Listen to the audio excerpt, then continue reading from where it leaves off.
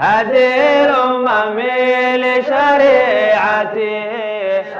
halkani waa masjid shifa lisayid axmed binu idriis oo ku yaala xaafadda wajeer ee degmada kaaraan. masjidkaani oo ka mid a masaajidda hoos tagta jamaacada sheekh daawud culusow ayaa la aasaasay sannaddii 2017 waxaana funuunta kala duwan ee shareecada islaamka ku barta boqolaal arday oo da'yar ah oo ka kala yimid magaalada caasimadda ee muqdisho iyo qaar ka mid ah gobollada dalka. جبريل أتى ليلة أسرى ورب دعاه لحضرته. haddaba maalinnimadii axadda ahayd aynu soo dhaafnay ayaa qaar ka mid ah ardayda daalibulcilmiga ee masjidka wax ka barta loo bilaabay kitaabka fiqiga ee minhaaju daalibiin ee uu alifay imaamu nawaawi raxmatullaahi calayhi, waxaana kitaabka bilaabay oo bismileeyey caalimka weyn ee soomaaliyeed sheekh cusmaan sheekh cumar sheekh daa'uud sheekh cusmaan xidig rabbi ah xifdiye. alxamdulilah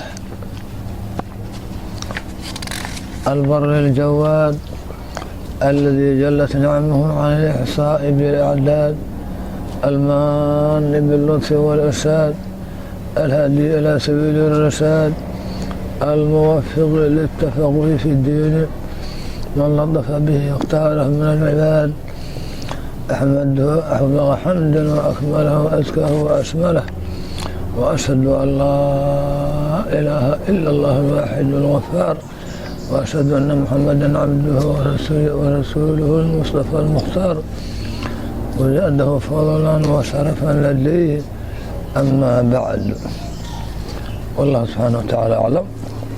sheekha ayaa bismilaynta kadib u duceeyey mashaa'ikhda iyo xirtaba isagoo ardayda allah subxaanahu wa tacaala uga baryay inay noqdaan kuwa barta kitaabka kuna camal falaa.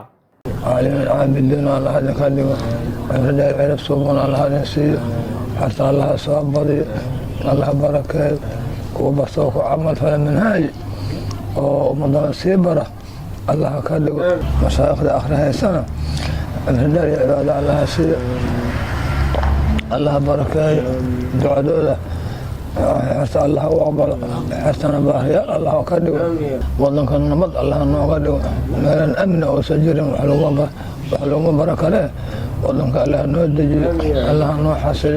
kitaabka ayaa waxaa akhrin doona sheekh cabdulaahi axmed wadaad oo ka mid ah mashaa'ikhda duruusta ka akhrisa masjidka, waxaana xusid mudan inta aan kutubka la bismilaynin maalmo ka hor in ardayda loo qabtay 2 muxaadaro oo ciwaankoodu ahaa taariikhda imaamu nawaawi iyo aadaabta iyo ixtiraamka sheekha ee looga baahan yahay qofka daalibulcilmiga. muxaadaraadkaasi ayaa waxaa soo jeediyey sheekh maxamed daa'uud afrax oo ka mid ah mashaa'ikhda ugu waaweyn jamaacatu sheekh daawud culusow. من علمك حرفا فهو أبوك في الدين. هل حرف قفك كبروا آبها للدين مرك حري إن أفلحين ليدك أفلح مربتينو احترامك يا آداب علماء مشايخنا وحيدين بريسد كود داريسي هذه مشايخ دي ندتك إذن لم ينغط أو مشايخ دي إنه أي احترام يقيمين إذن كويسو ما هان أدفع فالذين واكو أجرنتهن وحكفا إذن ميسين حيسوريريننا أنكو ددالنا مرك إنات احترامك مشايخ دا أدو حيسين شيخ هذا والله جلجل عنادا والله ججبنادا عدكادو هوجل عنادو صعدكادو هوجل عنادو سلامتادو هوجل عناتو وحول بابا خليه سرادي.